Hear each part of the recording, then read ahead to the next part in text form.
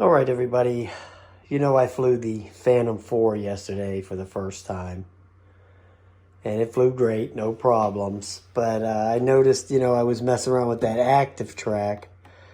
So what I'm going to do this weekend is I am going to take out the Phantom 4 and the big orange, because I figured it would be easy for it to track this thing because of the color and everything. So what I'm going to do is I'm going to take off the Autel and set it out there.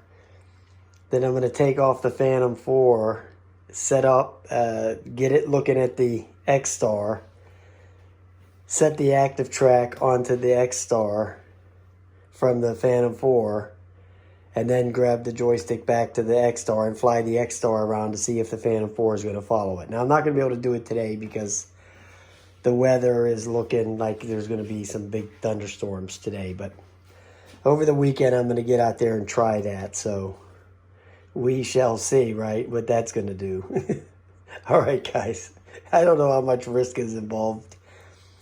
So I'm going to make sure I have to set the backwards flight up on the Phantom 4. So if the Autel turns back toward the Phantom 4, it backs up. That's what you want. You want it to back up. So we're going to do that. All right, guys. I'll talk to you later.